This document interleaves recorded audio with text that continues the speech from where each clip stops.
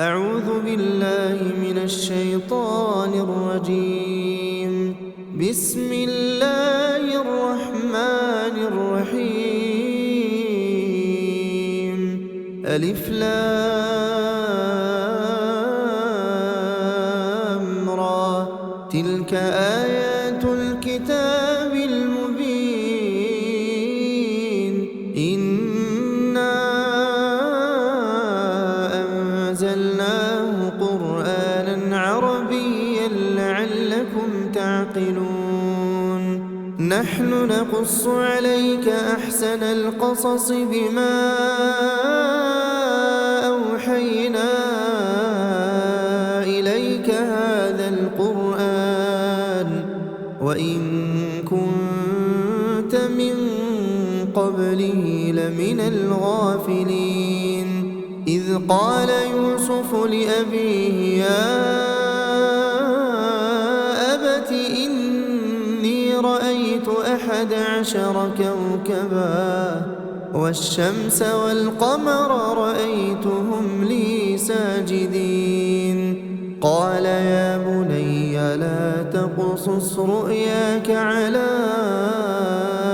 إخوتك فيكيدوا لك كيدا إن الشيطان للإنسان عدو مبين. وكذلك يجتبيك ربك ويعلمك من تأويل الأحاديث ويتم نعمته عليك وعلى آل يعقوب كما أتمها على أبويك من قبل إبراهيم وإسحاق إن ربك عليم حكيم. لقد كان في يوسف وإخوته آيات للسائلين إذ قالوا ليوسف وأخوه أحب إلى أبينا منا ونحن عصبة إن أبانا لفي ضلال مبين. اقتلوا يوسف أو اطرحوه أرضا يخل لكم وجه أبيكم وتكونوا من بعده قوما صالحين. قال قائل منهم لا تقتلوا يوسف وألقوه في غيابة الجب يلتقطه بعض السيارة إن كنتم فاعلين. قالوا يا أبانا ما لك لا تأمنا على يوسف وإنا له لناصحون. أرسله معنا غدا يرتع ويلعب وإنا له لحافظون. قال إني ليحزنني أن تذهبوا به وأخاف أن يأكله الذئب وأنتم عنه غافلون. قالوا لئن أكله الذئب ونحن عصبة إنا إذا لخاسرون. فلما ذهبوا به وأجمعوا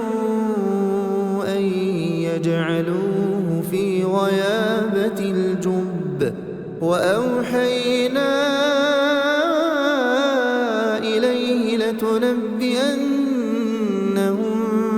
بأمرهم هذا وهم لا يشعرون. وجاءوا أباهم عشاء يبكون.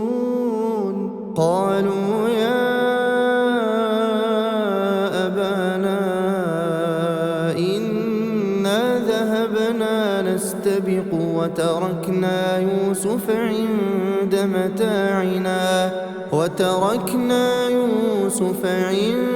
متاعنا فأكله الذئب وما أنت بمؤمن لنا ولو كنا صادقين. وجاءوا على قميصه بدم كذب قال بل سولت لكم أنفسكم أمرا فصبر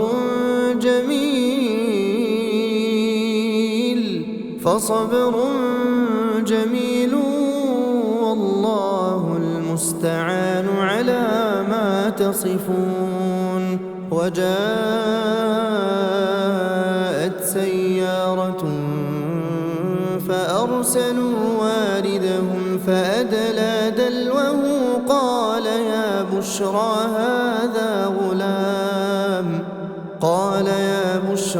هذا غلام وأسروه بضاعة والله عليم بما يعملون. وشروه بثمن بخس دراهم معدودة وكانوا فيه من الزاهدين. وقال الذي اشتراه من مصر لامرأته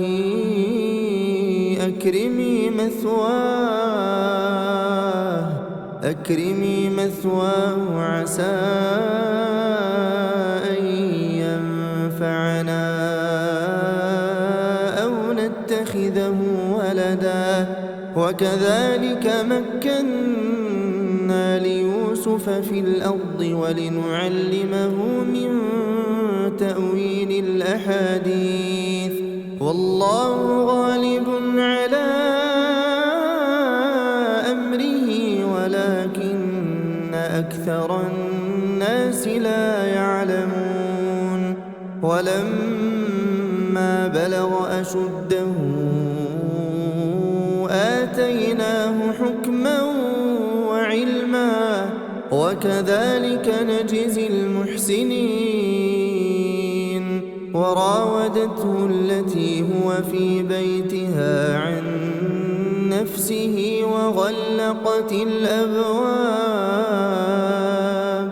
وغلقت الأبواب وقالت هيت لك قال معاذ الله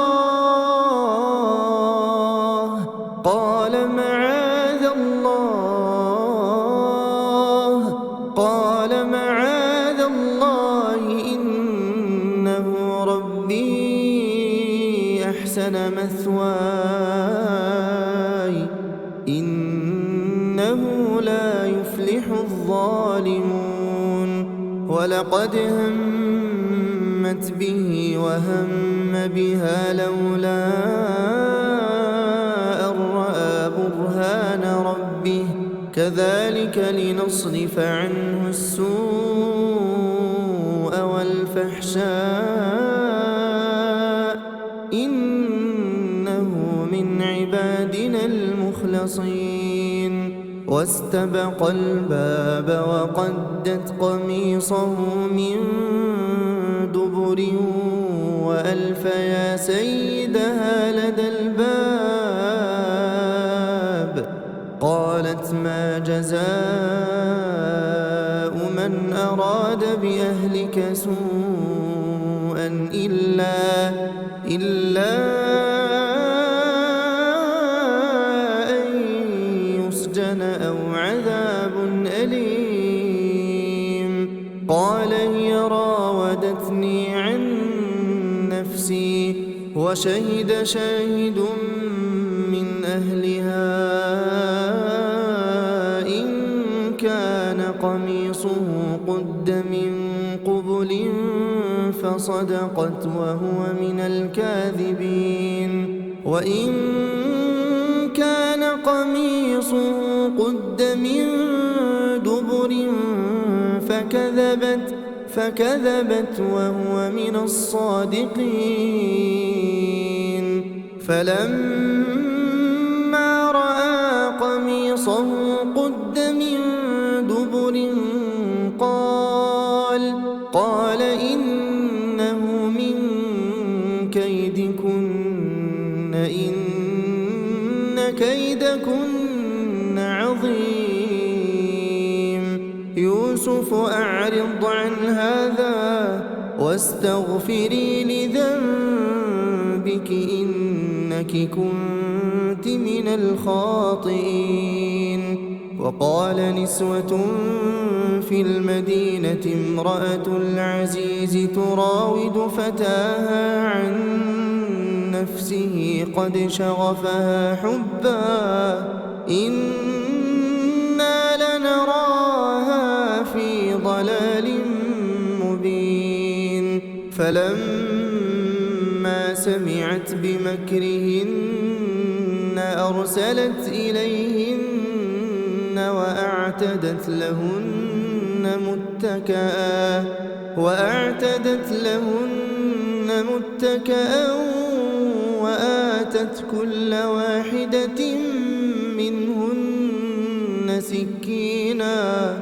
وآتت كل واحدة منهن سكينا وقالت اخرج عليهن فلما رأينه أكبرنه وقطعن أيديهن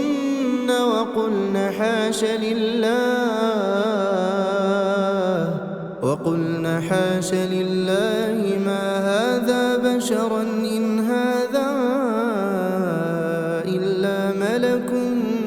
كريم قالت فذلكن الذي لمتنني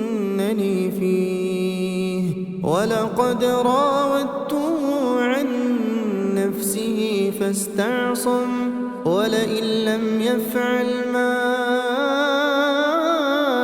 آمره ليسجنن وليكونن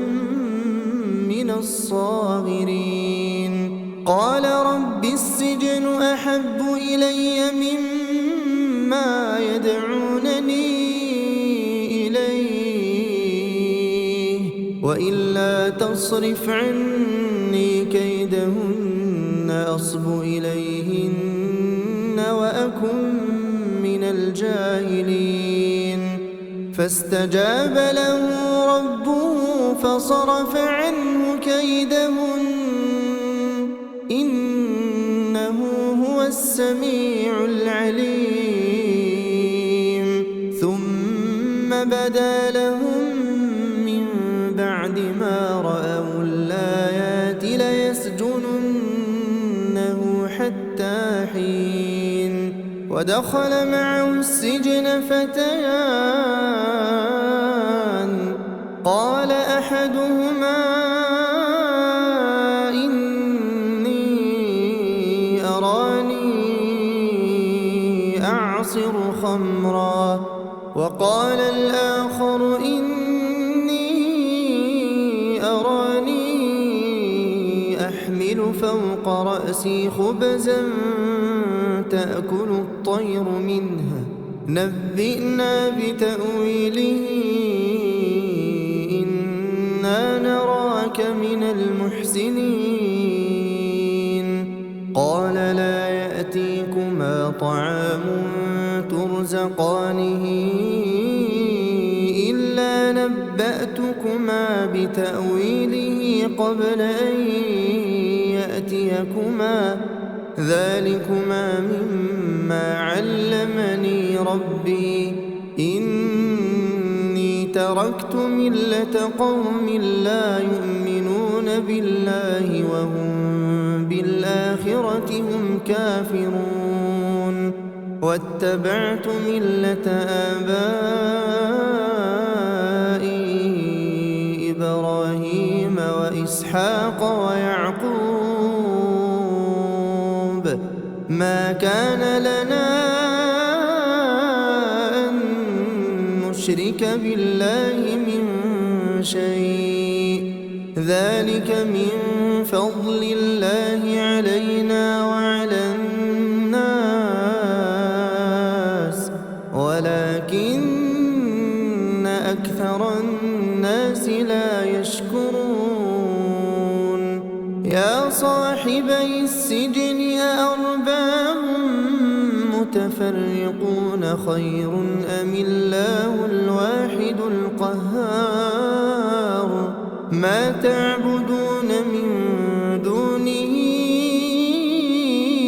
إلا أسماء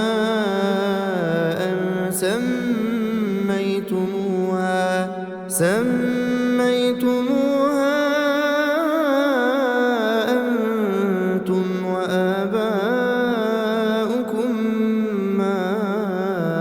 أنزل الله بها من سلطان إن الحكم إلا لله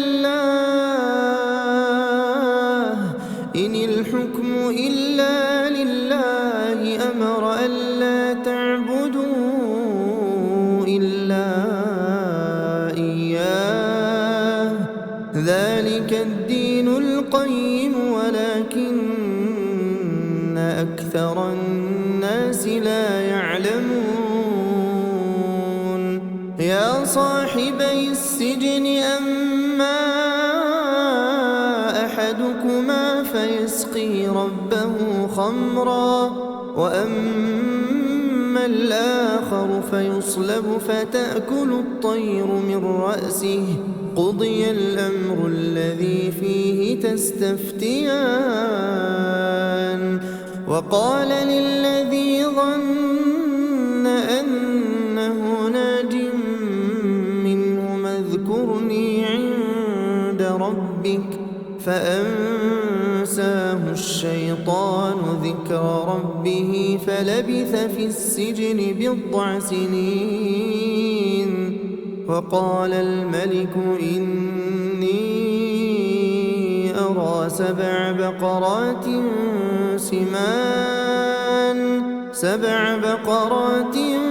سمان يأكلهن 7 عجاف و7 سنبلات خضر وأخر يابسات يا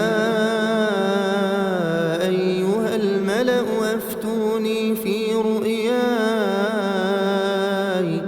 أفتوني في رؤياي إن كنتم للرؤيا تعبرون قالوا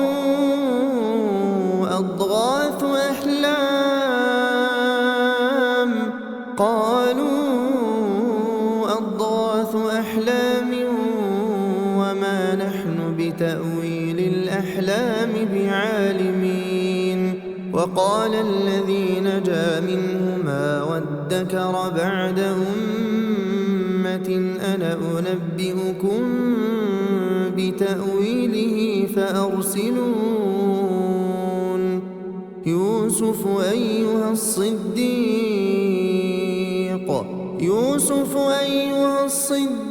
أفتنا في 7 بقرات سمان يأكلهن 7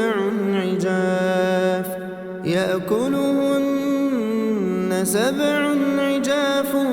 و7 سنبلات خضر وأخر يابسات لعلي أرجع إلى الناس لعلهم يعلمون قال تزرعون 7 سنين دابا فما حصدتم فذروه في سنبله إلا قليلا مما تأكلون ثم يأتي من بعد ذلك 7 شداد يأكلن ما قدمتم لهن إلا قليلا مما تحصنون ثم يأتي من بعد ذلك عام فيه يغاث وفيه يعصرون وقال الملك ائتوني به فلما جاءه الرسول قال ارجع إلى ربك فاسأله ما بال النسوة اللاتي قطعن أيديهن إن ربي بكيدهن عليم قال ما خطبكن إذ راوتن يوسف عن نفسه قلن حاش لله ما علمنا عليه من سوء قالت امرأة العزيز الآن حصحص الحق أنا راودته عن نفسه وإنه لمن الصادقين ذلك ليعلم أني لم أخنه بالغيب وأن الله لا يهدي كيد الخائنين وما أبرئ نفسي إن النفس لأمارة بالسوء إلا ما رحم ربي إن ربي غفور رحيم وقال الملك ائتوني به أستخلصه لنفسي فلما كلمه قال إنك اليوم لدينا مكين أمين قال اجعلني على خزائن الأرض إني حفيظ عليم وكذلك مكنا ليوسف في الأرض يتبوأ منها حيث يشاء نصيب برحمتنا من نشاء نصيب برحمتنا من نشاء ولا نضيع أجر المحسنين ولأجر الآخرة خير للذين آمنوا وكانوا يتقون وجاء إخوة يوسف فدخلوا عليه فعرفهم وهم له منكرون ولما جهزهم بجهازهم قال ائتوني بأخ لكم من أبيكم ألا ترون أني أوفي الكيل وأنا خير المنزلين فإن لم تأتوني به فلا كيل لكم عندي ولا تقربون قالوا سنراود عنه أباه وإنا لفاعلون وقال لفتيانه جعلوا بضاعتهم في رحالهم لعلهم يعرفونها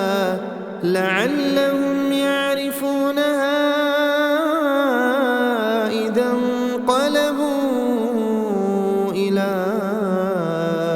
أهلهم لعلهم يرجعون فلما رجعوا إلى أبيهم قالوا يا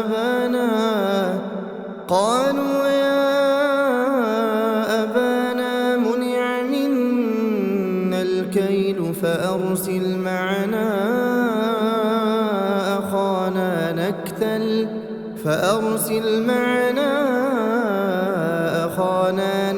وقتل وإنا له لحافظون قال هل آمنكم عليه إلا كما أمنتكم على أخيه من قبل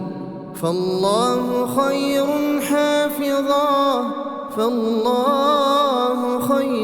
حافظا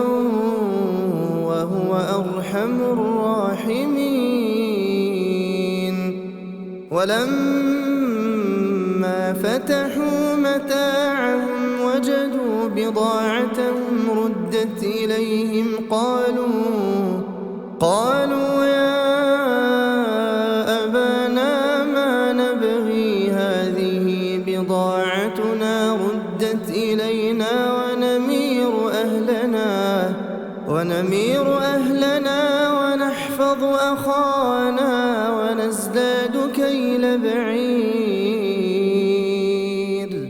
ونزداد كيل بعير ذلك كيل يسير قال لن نرسله معكم حتى تؤتون موثقا من الله لتأتونني به إلا أن يحاط بكم فلما آتوه موثقهم قال الله على ما نقول وكيل وقال يا بني لا تدخلوا من باب واحد وادخلوا من أبواب متفرقة وما أغني عنكم من الله من شيء إن الحكم إلا لله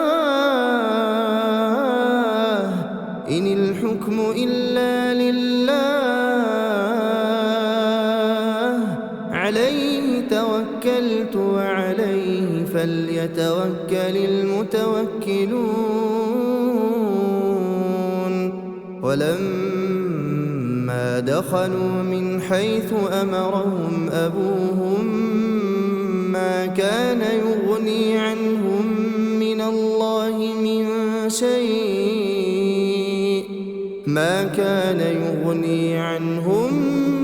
الله من شيء إلا حاجة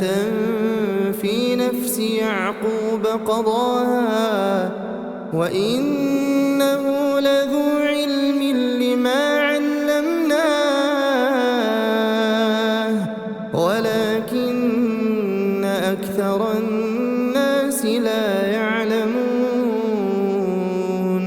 ولما دخلوا على يوسف آوى إليه أخاه قال إني أنا أخوك فلا تبتئس بما كانوا يعملون فلما جهزهم بجهازهم جعل السقاية في رحل أخيه ثم أذن مؤذن أيتها العير إنكم لسارقون قالوا وأقبلوا عليهم ماذا تفقدون قالوا نفقد صواع الملك ولمن جاء به حمل بعير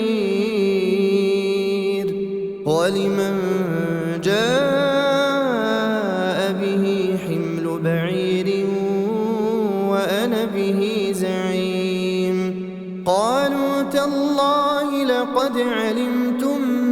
ما جئنا لنفسد في الأرض وما كنا سارقين قالوا فما جزاؤه إن كنتم كاذبين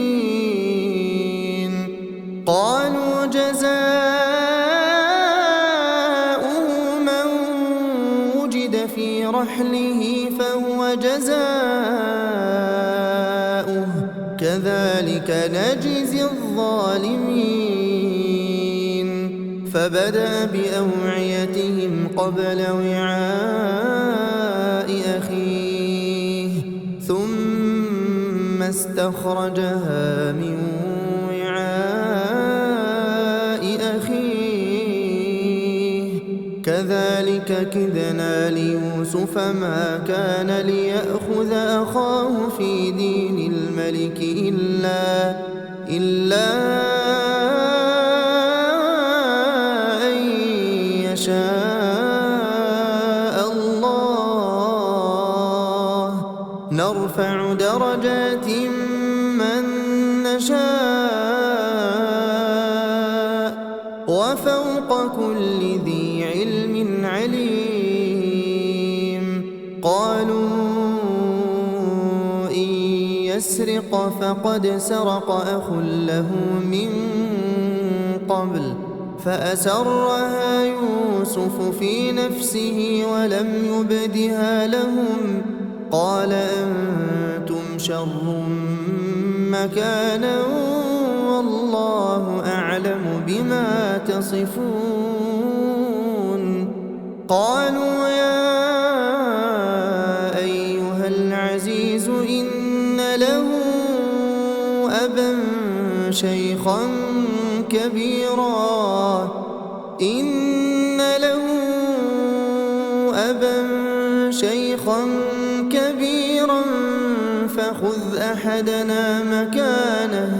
فخذ أحدنا مكانه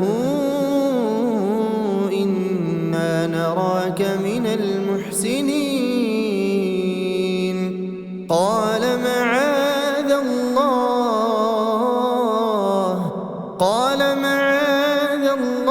أن نأخذ إلا من وجدنا متاعنا عنده إنا إذا لظالمون فلما استيئسوا منه خلصوا نجيا قال كبيرهم ألم تعلموا أن أباكم قد أخذ عليكم موثقا من الله ومن قبل ما فرطتم في يوسف فلن أبرح الأرض حتى يأذن لي أبي أو يحكم الله لي وهو خير الحاكمين ارجعوا إلى أبيكم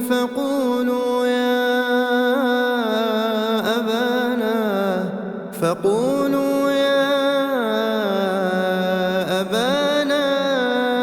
إن ابنك سرق وما شهدنا إلا بما علمنا وما كنا للغيب حافظين واسأل القرية التي كنا فيها والعير التي أقبلنا فيها وإنا لصادقون قال بل سولت لكم أنفسكم أمرا فصبر جميل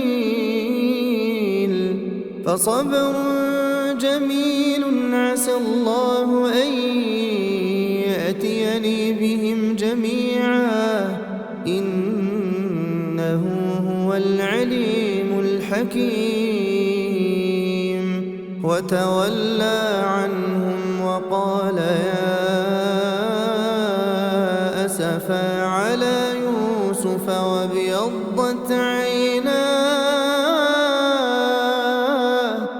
وابيضت عيناه من الحزن فهو كظيم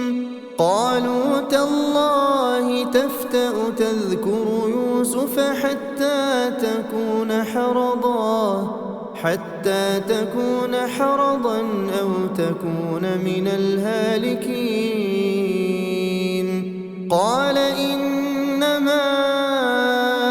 أشكو بثي وحزني إلى الله. قال إنما أشكو بثي وحزني إلى الله وأعلم من الله ما لا تعلمون. يا بني اذهبوا فتحسسوا من يوسف وأخيه ولا تيأسوا من روح الله إنه لا ييأس من روح الله إلا القوم الكافرون. فلما دخلوا عليه قالوا يا أيها العزيز مسنا وأهلنا الضر وجئنا ببضاعة مزجاة فأوف لنا الكيل وتصدق علينا إن الله يجزي المتصدقين. قال هل علمتم ما فعلتم بيوسف وأخيه إذ أنتم جاهلون؟ قالوا أئنك لأنت يوسف؟ قال أنا يوسف وهذا أخي قد من الله علينا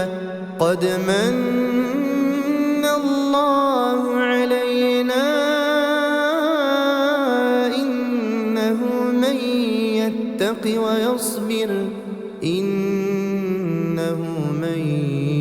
يتق ويصبر فإن الله لا يضيع أجر المحسنين.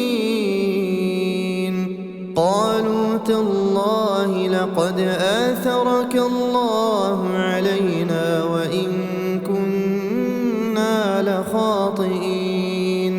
قال لا تثريب عليكم اليوم يغفر الله لكم وهو أرحم الراحمين. اذهبوا بقميصي هذا فألقوه على وجه أبي يأت بصيرا وأتوني بأهلكم أجمعين. ولما فصلت العير قال أبوهم إني لأجد ريح يوسف لولا أن تفندون. قالوا تالله إنك لفي ضلالك القديم. فلما أن جاء البشير ألقاه على وجهه فارتد بصيرا قال ألم أقل لكم إني أعلم من الله ما لا تعلمون. قالوا يا أبانا استغفر لنا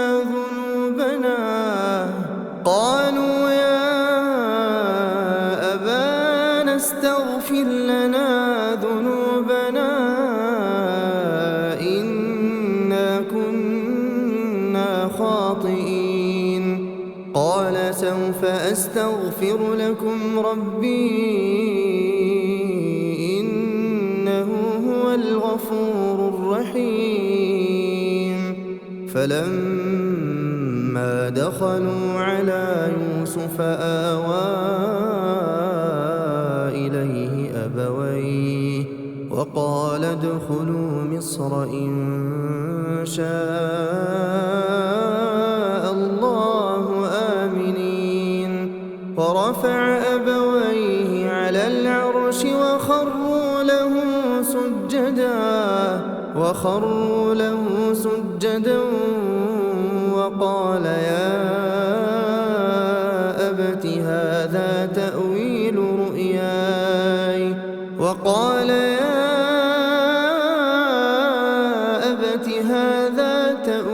رؤياي من قبل قد جعلها ربي حقا وقد أحسن بي إذ أخرجني من السجن وجاء بكم من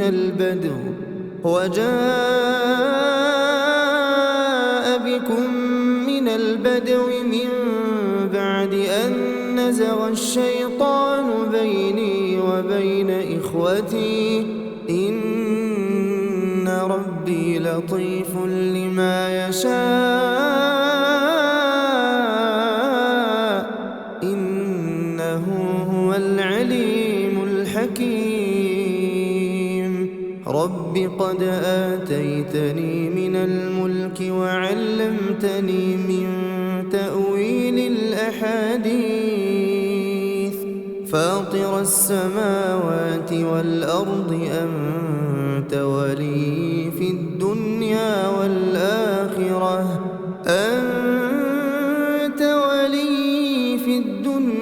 والآخرة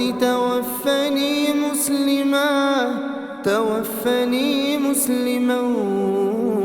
وألحقني بالصالحين. ذلك من أنباء الغيب نوحيه إليك وما كنت لديهم إذ أجمعوا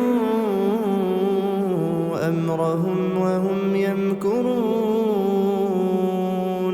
وما أكثر الناس ولو حرصت بمؤمنين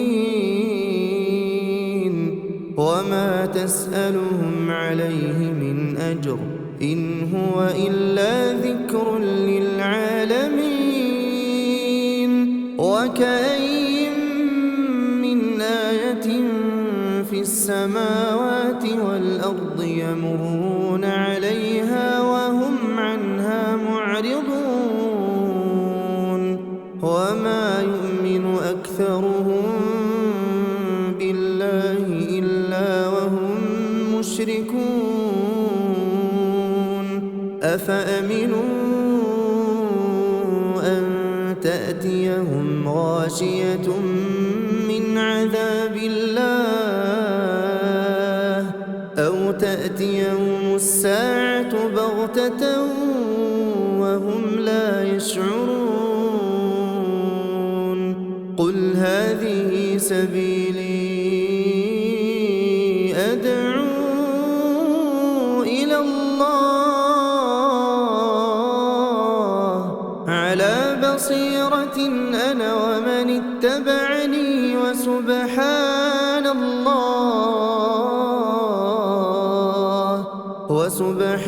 الله وما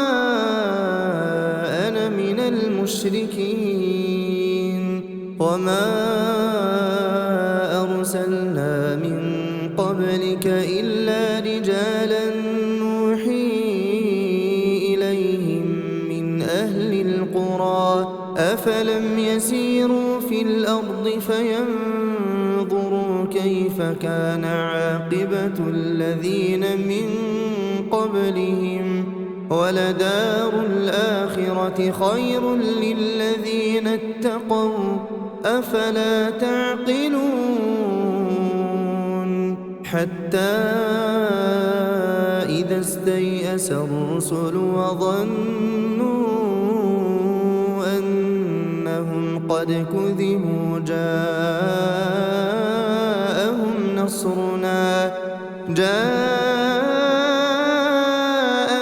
نصرنا فنجي من نشاء ولا يرد تحدثنا عن القوم المجرمين لقد كان في قصصهم عبرة لأولي الألباب ما كان حديثا يفترى ولكن تصديق الذي بين يديه وتفصيل كل شيء وهدى ورحمة لقوم